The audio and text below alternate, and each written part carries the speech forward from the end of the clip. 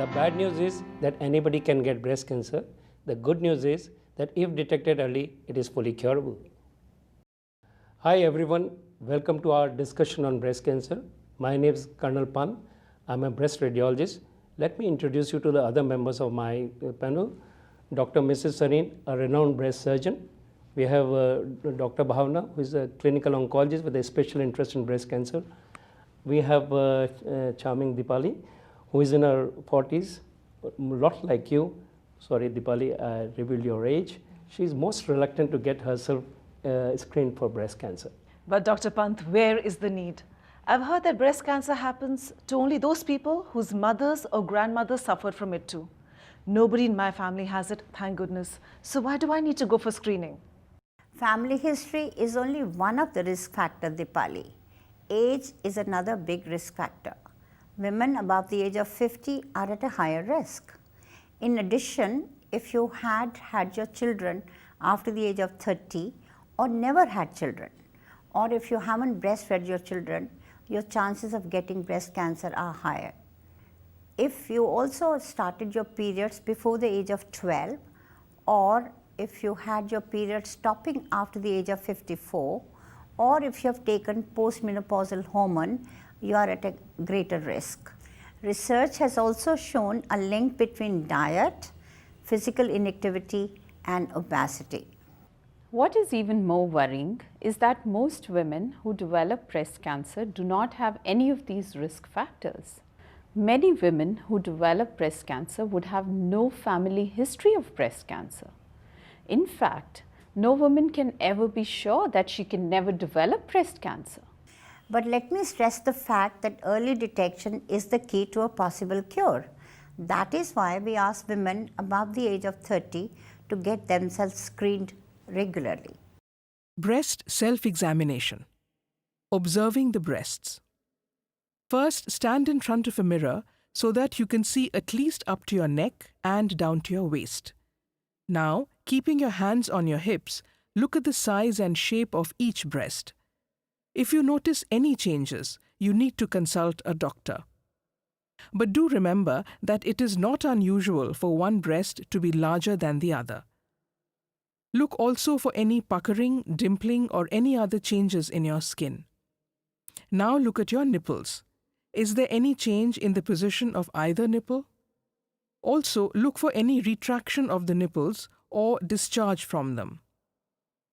If you have large breasts, lift them up slightly to examine them underneath. Again, look for any changes in the skin here.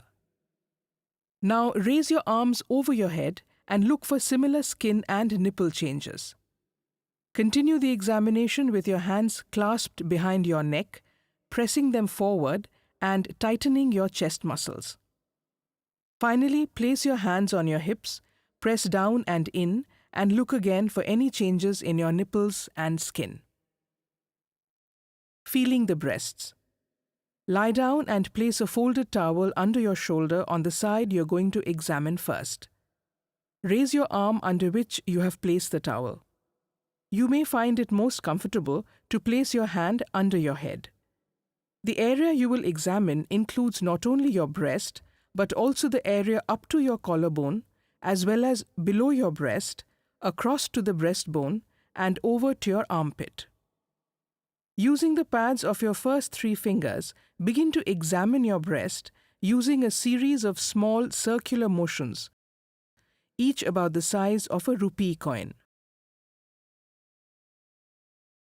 You should use 3 levels of pressure: light, medium, and firm.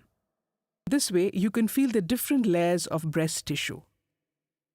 Using this technique, trace a series of vertical strips moving from the collarbone to below the breast and back up again in zigzags until you cover the entire area. You may also use a technique where you trace a series of concentric circles towards your nipple, or a method where you cover the area through a series of wedges. Use the pattern that you're most comfortable with. But the most important thing is to cover the entire area of the breast. Also, squeeze the nipple gently and see if there is any discharge.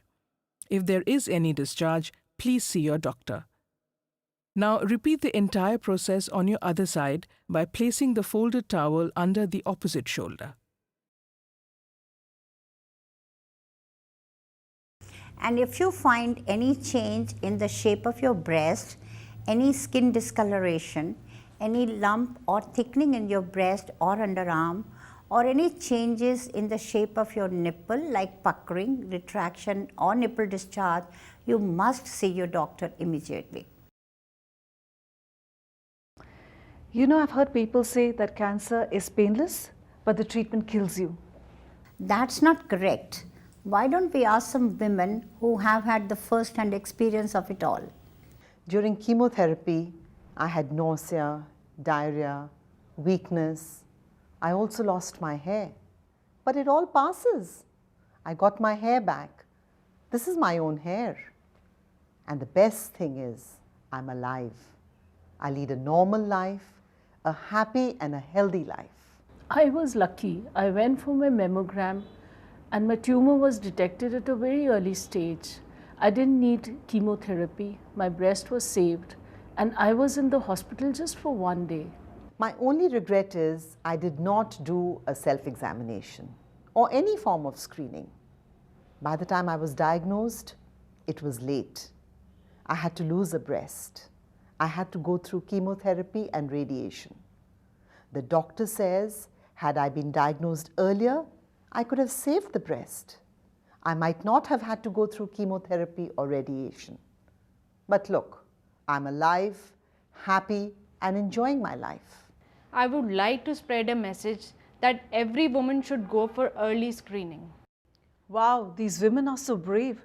I thought breast cancer was a death sentence. Absolutely not. Breast cancer is one of the most curable forms of cancer. Medical science has progressed hugely and research is ongoing to find out better ways to treat breast cancer. And in early cases, which are diagnosed by a screening mammogram, and with the correct treatment, the cure rate is over 90%. And today, the treatment is quite patient friendly. The patient needs to come to the hospital only for surgery, which also may not be in the form of a mastectomy. Chemotherapy and radiation are done as outpatient procedures. They come to the hospital, receive treatment, and go back home or go to work. And the best treatment is available right here in India. Is there any way of reducing my chances of getting breast cancer? You can reduce your risk by improving your lifestyle. And how can I do that, doctor? By maintaining a normal weight, eating a healthy diet, and regular exercise. Some risk factors are obesity, a diet rich in fats, and sitting around with no exercise. Junk food is definitely bad for you, even from the cancer perspective. If possible, women should marry and have their babies before the age of 30. Today, a lot of women delay marriage as well as motherhood in order to pursue a career. It's quite possible to enjoy motherhood as well as a good career. Remember, breast self-examination once a month after the age of 20, clinical examination once a year after the age of 30, mammogram once in 2 years after the age of 40, and once a year after the age of 50. And then you can hope to live up to 90.